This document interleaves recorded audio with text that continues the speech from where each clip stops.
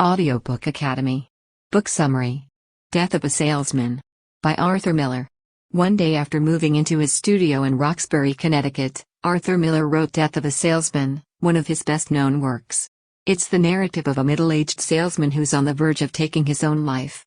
In the back of his mind he can hear the echoes of his blunders from the past. His brother's ghost appears to Willie Loman, who chats to him and has lucid daydreams about his old life, including his family, with his wife and children. There are many people who believe that Biff represents the best in him and the promise of a better future. As a poet and a vulnerable person, Willie can be represented by him. Willie's entrepreneurial spirit is best exemplified by his youngest son, Happy. His more ferocious and savage personality. On February 10, 1949, the drama made its Broadway debut at the Morosco Theater. As Linda, Cameron Mitchell portrayed Happy, Lee J. Cobb played Willie, Arthur Kennedy portrayed Biff, Mildred Dunnock portrayed Linda. A number of accolades, including the Pulitzer Prize for Drama, were bestowed upon the work almost immediately. Both the Tony and New York Dramatic Circle Critics Awards were given to the author. All three awards were won for the first time. For 742 performances, The Death of a Salesman was resurrected 4 times, receiving 3 Tony Awards for Best Revival. For the play's production and direction, Miller flew to China in the summer of 1983. Salesman in Beijing was the title of the book he authored after the trip. In 1984, Dustin Hoffman portrayed Willie Loman in a film adaptation of the play. Act 1. At the salesman's residence, the film begins. The house is tucked away amongst a cluster of apartment complexes. The salesman, Willie Loman, comes through the kitchen's rear door. He has 2 enormous sample cases in his arms. The sound of a flute can be heard in the distance. He's aware of it, yet he doesn't do anything about it. A tired Willie Loman emerges. Linda, his wife, hears him enter the room.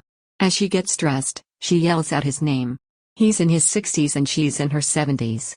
She inquires as to why he came home so early. He ultimately tells her that he can't continue any farther since he's exhausted. He was unable to maintain focus while driving, and he crossed the center line several times as a result. Willie Loman appears to be in a bad mood. He'd want to stay in the New England offices rather than travel as much. Afraid of missing out on Biff's full potential, he nevertheless cares deeply for the 2 of his sons. Linda, despite her love and understanding, is unable to empathize to a man through a midlife crisis because she has never been there. They talk about their children and his career as Linda helps him get to sleep. To Biff, he apologizes for his harsh comments. "Don't worry, Biff's got a date," she says. This makes him happy. Their father is also being discussed by Biff and his younger sibling, Happy. Because he's been home so early, they're wondering if he had an accident. They are concerned for him. When driving, he can't focus and mumbles to himself in his head. They also discuss Biff's search for a life purpose. Biff tells his brother that he is dissatisfied with his job and inquires as to whether or not his brother is satisfied with his high-paying position.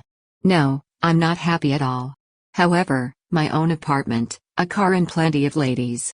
That's all I've ever wanted. Despite all of this, goddamn, I'm lonely." Biff invites Happy to travel with him to the West. Cattle ranching is an option.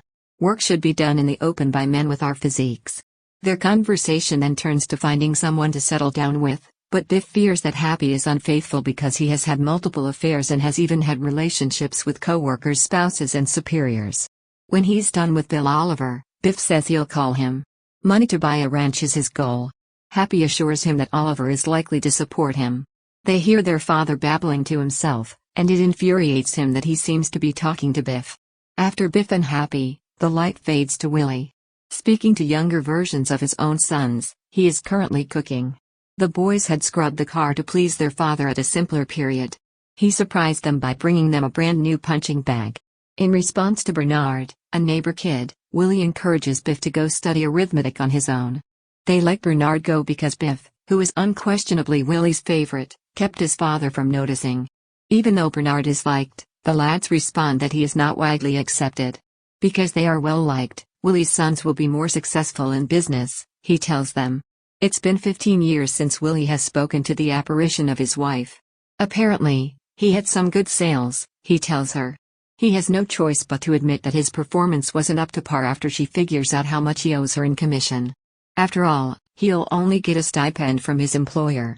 He attributes his lack of success in business on the fact that Arthur Kennedy is well liked as Biffett. However, he claims that the reason he is not liked is because he's overweight and he makes too many jokes. A man recently called him a walrus, and he responded by punching him in the face. Apparition Charlie, Bernard's father and neighbor of Linda's, is more successful because he's quieter than Linda, Willie tells her. He feels envious of Charlie's success. Apparition Lindsay calls him the most attractive man ever, and Willie tells her he misses her and that she's his greatest friend while they're apart. This comment is drawing a woman's chuckle off stage. Willie's mistress and the secretary for one of his purchasers are the ones who are laughing. When she sees a salesman come by her desk, she informs him that she chose him because he makes her giggle. "Thank you for buying me new stockings," he says. Linda is repairing her stockings when the scene returns to her. Willie yells at her to toss the documents. Bernard reappears in the background. Willie wants Bernard to give Biff the answers to his math homework, but he wants Biff to do the studying. His excuse is that it is a state exam, and he won't be able to pass. They are terrified of Biff because he is too violent with their daughters, Linda informs Willie. Angry, Willie yells, "Get out of here, you two." Linda is overcome with emotion as she leaves. To dispel any remaining delusions, Happy enters his father's kitchen. Asked if he wishes he had left with Ben, Willie responds that he wishes he could have. According to him, Ben discovered a diamond mine in Africa and made his fortune from it. A few minutes later, Charlie is at the door. He arrived to investigate after hearing the commotion. Willie and Charlie play cards while Happy goes back to sleep. He sees a vision of his brother, Ben, as the game goes downhill for him and he loses it. He tells Charlie that Ben's wife called and informed him that Ben had died. Willie rejects Charlie's job offer because he is angry. As soon as Willie begins alternating between talking to Charlie and his deceased brother, Charlie walks out of the room. Willie's perception of his brother begins to shift after Charlie goes. He begins to relive his memories. When Willie was approximately 3 or 4 years old, their father abandoned them. After their father disappeared during the Alaskan gold rush, Ben, at 17, traveled to Alaska to look for him. Willie wants Ben to inform his sons, Happy and Biff, about their grandfather, despite the fact that he has never been able to locate him. A traveling salesperson for flutes was among the man's several occupations. Then Ben and Biff get into a wrestling match, and Willie begs Ben to stay. In any case, Ben warns him that he must hurry in order to make a train on time. In their slippers, Linda and Biff wake up to the sound of Willie's cries. Because of his job loss, Biff's mother tells him that his delusions have worsened for some time now. All of his earnings come from commissions. To get by, he borrows $50 a week from Charlie, whom he claims is his boss. Angry at their disrespect for their father, she chastises her sons. She refers to him as a swindler. In order to help out, Biff offers to stay with them and obtain a job. It is her plea for him to put an end to his conflict with his father. She claims that his numerous automobile wrecks are suicide attempts. She also discovered evidence that he had attempted to poison himself with gas. After hearing them make a snide reference to him, Willie screams at them. In an attempt to lift Willie's spirits, Biff calls him crazy, which Willie interprets as a joking insult. According to Willie, he is an excellent salesperson. Biff tells his father he is a big shot and that the following morning he plans to see Oliver to beg for a loan to build a sporting goods store. While vacationing in Florida, Happy claims to have had an epiphany.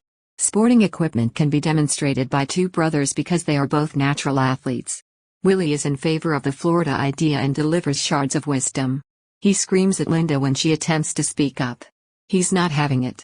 His sons tell him to stop yelling at their mother, which enrages them. Willie is coaxed to sleep by Linda, while Biff takes out the rubber hose his father had hidden so he could gas himself to death. It's showtime. Act 2. It begins with music that is joyous and bright as the curtain rises, and then it fades away.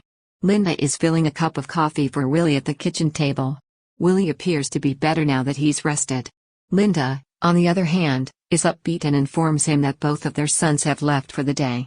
Biff visited Oliver while Happy went to work. It was as if his entire demeanor was one of optimism. Willie was encouraged by this news, as was everyone else. Linda tells him that their sons want him to join them for supper at Frank's Chop House that night as he walks off to work. Then she reminds him to bring his spectacles, his handkerchief, and some saccharin with him for good measure. She is patching a stocking as they part ways, and as they kiss goodbye, he asks her not to do that again in front of him. It's making me a little uneasy. A non-traveling position is on the agenda for Willie's next meeting with his employer. He enters Howard's office with trepidation and inquires about a job and the salary he desires. No employment are available, despite Willie's several attempts to lessen his salary demands. He treats Willie with contempt and refers to him as the youngster, despite the fact that he is considerably younger and was named by Willie and his father. He finally promises to fly to Boston, but Howard says he needs a break because the corporation doesn't want him to represent the company right now. After a good night's sleep, they can see what they can accomplish when he returns. Willie claims he needs the job, and Howard urges him to ask his sons to help him out while he recuperates. In an effort to calm Willie down, he tells the tale of Dave Singelman. Despite his advanced age, he sold to 31 different states. After that, he died the death of a salesperson, in Boston. The burial was attended by hundreds of salesmen. Willie decides to stay a little longer after Howard has left. Ben, Willie's brother, appears and Willie drifts into a new daydream at this point. He recalls Ben's attempt to persuade him to join him on a trip to Alaska. However, Phantom Linda is wary of Ben and claims that Willie is well off already. Then Bernard comes in and asks if he might join the Romans on their way to the ball game. To carry Biff's helmet, he implores the others to do so as well. Bernard wears his shoulder pads because Harry wants Bernard to carry it. Charlie then shows up to mock Willie about his overemphasis on Biff's baseball games. Willie laughs. When you're an adult, you're responsible for your own actions. As soon as Willie exits the elevator, Bernard's father's secretary asks him to handle him. When he walks in, he sees Willie and Charlie arguing, but Charlie is missing. Bernard has a meeting in Washington, D.C., so he has to depart.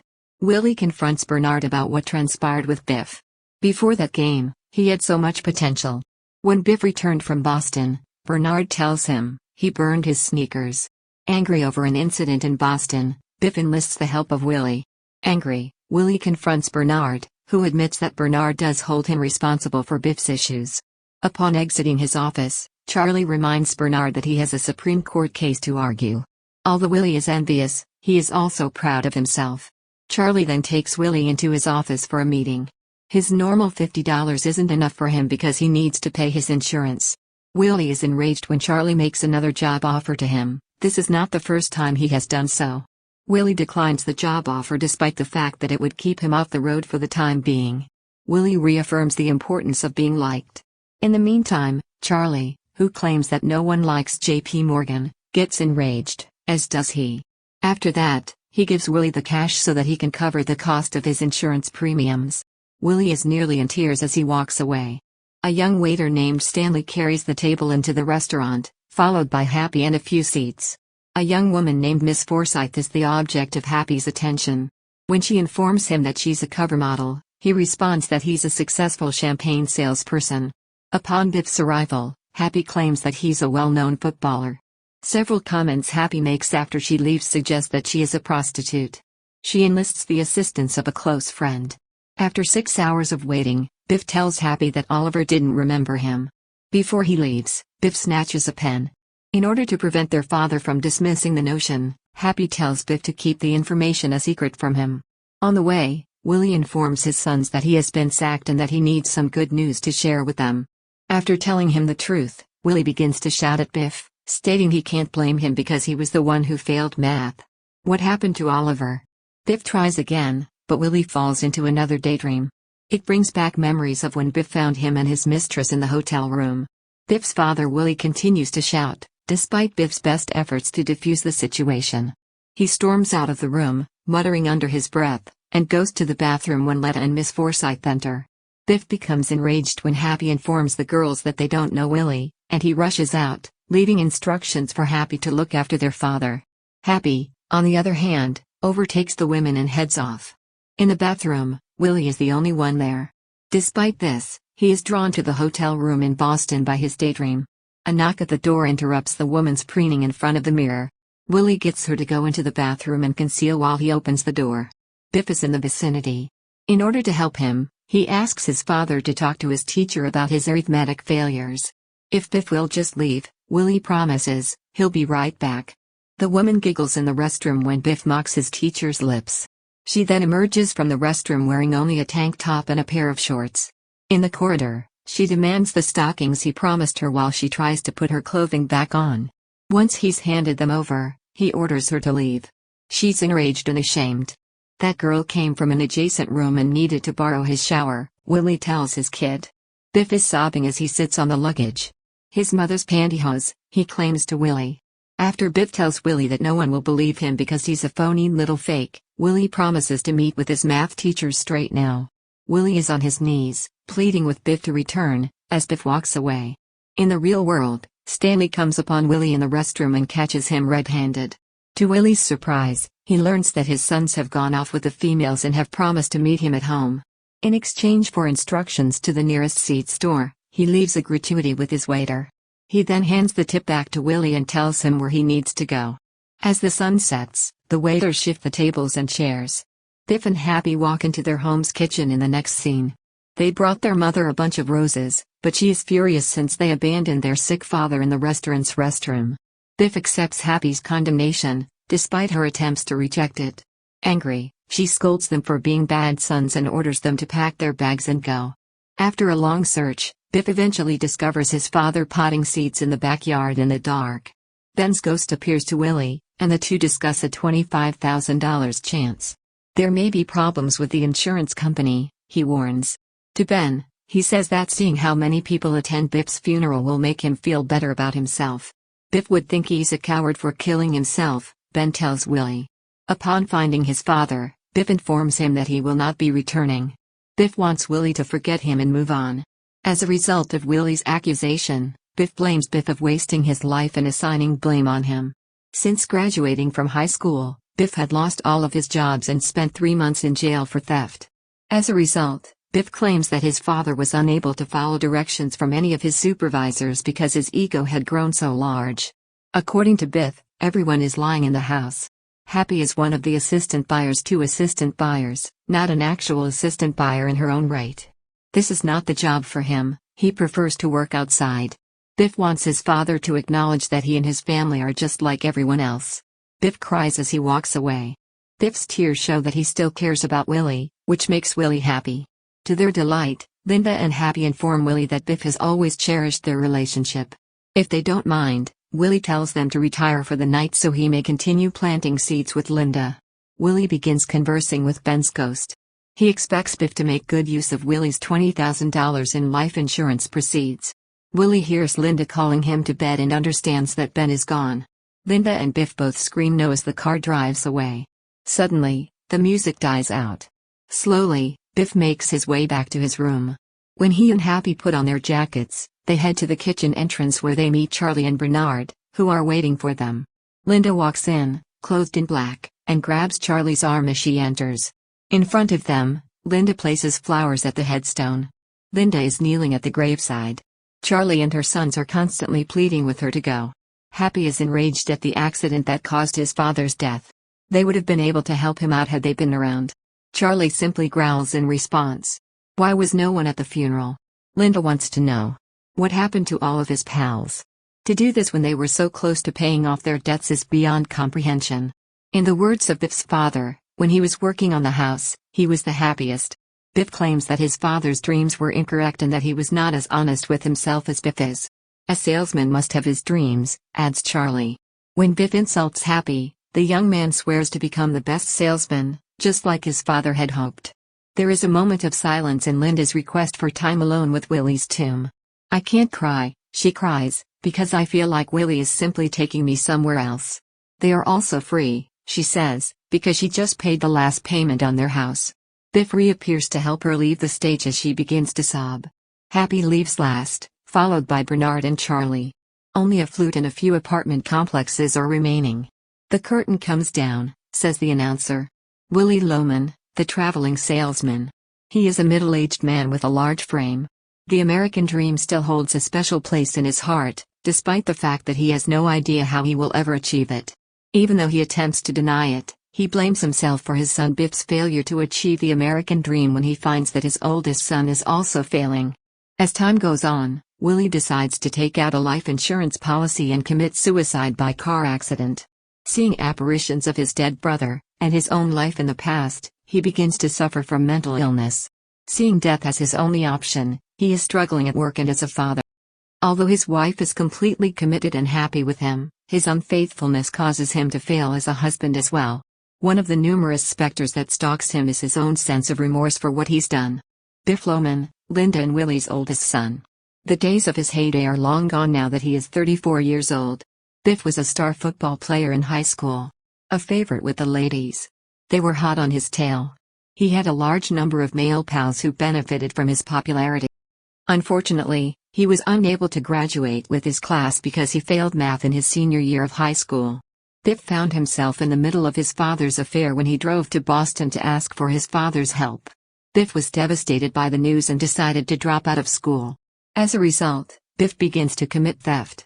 He's been fired from every job he's had since high school because of his little thefts, which even resulted in a few months in prison. Biff, on the other hand, is a pessimist who can't stand his father's pipe dreams.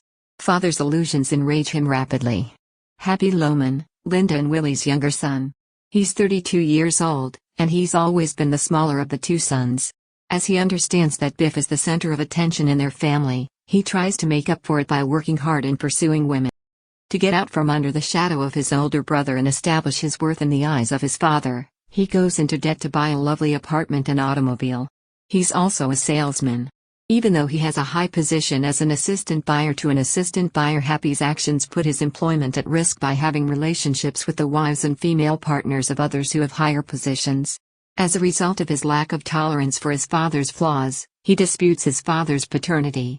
After his father's death, Happy is enraged, but he intends to carry on his father's legacy by becoming a more successful salesman. Linda Loman, Willie's wife. She's devoted and compassionate. She is Willie's closest confidant and pillar of strength. When he cheats on her, he feels even more guilty because her love for him is certain. Linda is the family's pillar. Her sons are inseparable from her, and they take her views very seriously. He loves her, too, but Willie's delusions are making him more and more irritable, and he blames himself for his bad behavior toward her. Even when he says things that hurt her, she always forgives him and remains steadfast in her love for him. In New York City, Arthur Miller was born in 1915. Augusta Miller was born in New York City, but her parents were both from Galicia, and he was the second of their 3 children, all of Polish-Jewish descent. The Wall Street crash of 1929 wiped off his father's profitable clothes manufacturing firm. Due to lack of money, Arthur began delivering bread in the morning to assist the family out in Brooklyn. For financial reasons, they were obliged to relocate to Brooklyn, where Arthur worked as a bread deliveryman in the mornings. Arthur was spared from military service during World War II because of a high school football injury. He went to the University of Michigan to study journalism, but when he started writing plays, he switched to English. He refused to compose for the screen because he was a theater purist. Even so, some of his works have been made into films and television shows. For The Death of a Salesman, Arthur was awarded a Pulitzer Prize for Drama, as well as the Tony Award for Best Author and a New York Drama Circle Critics Award, for his writing. When he was in college, he wrote No Villain, which won the Avery Hopwood Award for Best First Play. As a result of Arthur's divorce from his wife of 16 years and the abandonment of their 2 children, he wed Marilyn Monroe. For the past 5 years, they've been having an affair. When Monroe was cast in Misfits, he finally agreed to participate in the filming of one of his plays. They divorced in 1961, and she died from a heroin overdose 19 months later. Also, this was Clark Gable's final film and one of Montgomery Clift's final ones, as well. He wed Inga Morath, a photographer, in 1962, and they were together until her death in 2002, when she was 89. They divorced in 1961, and she died from a heroin overdose 19 months later. This was Clark Gable's final film, as well as Montgomery Clift's. Before her death, he wed the photographer Inga Morath in 1962, and they had 3 children. House Un-American Activities Committee was on a witch hunt in early 1950s. When they were torturing Elia Kazan, they compelled him to provide the names of other communists. Arthur flew to see Kazan despite the fact that he was not on the list. Afterwards, Arthur authored The Crucible as a means of drawing attention to the committee's activities, to which they were alerted. They refused to let him fly to London to see the performance, thus he was unable to see it. On the Waterfront was written by Kazan as a defense of his own acts. When Arthur requested a new passport in 1956, he was summoned to appear before the House Un-American Activities Committee. As long as they didn't ask him to name any names, he agreed to show up. He was accompanied by Marilyn Monroe, who put her own career at jeopardy. He declined to name names when they requested him to. They convicted him of contempt and sentenced him to a year in prison and a $2,500 fine. Due to the WAAC's deception, the decision was reversed on appeal. During the 56th anniversary of the death of a salesman's Broadway debut in 1965, Arthur died. His final resting place was the Roxbury Center Cemetery in Roxbury, Connecticut, where he was surrounded by loved ones. Thank you for listening in Audiobook Academy. Don't forget to subscribe and smash that like button for more content like this. See you in next video.